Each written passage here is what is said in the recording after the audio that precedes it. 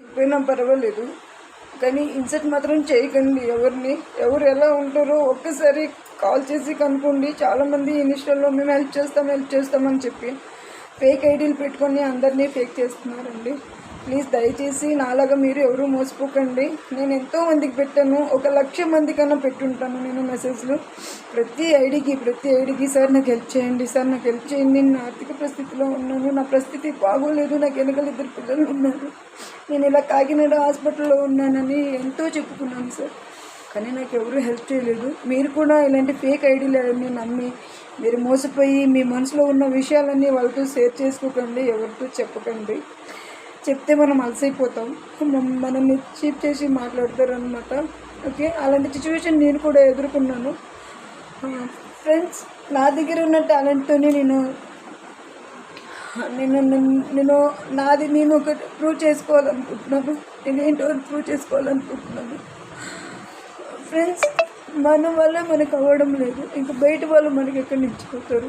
దయించి ఇన్స్టాలు, ఫేస్బుక్ ఇవన్నీ డబ్బు సాయం చేస్తాం, మా దగ్గర ఇంత డబ్బు ఉంది, లైక్ చేయండి, ఫాలో చేయండి అంటే నమ్మొద్దు, నమ్మి మోసపోకండి అని నేను మీతో కోరుకుంటున్నాను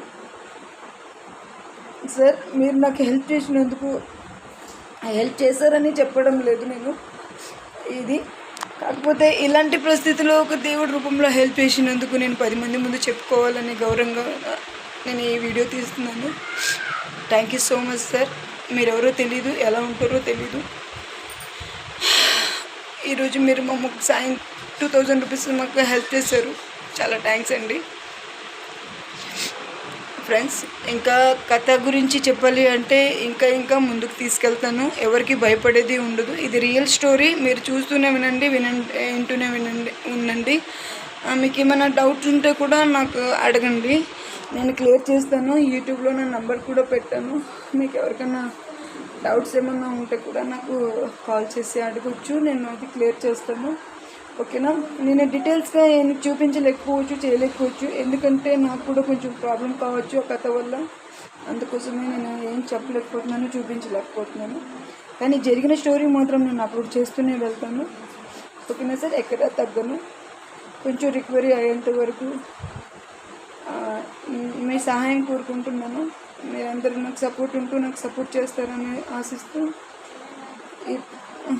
నేను మీ కృషిని. అందరూ బాగుండాలి, అందరిలో నేను ఉండాలి. Bye friends.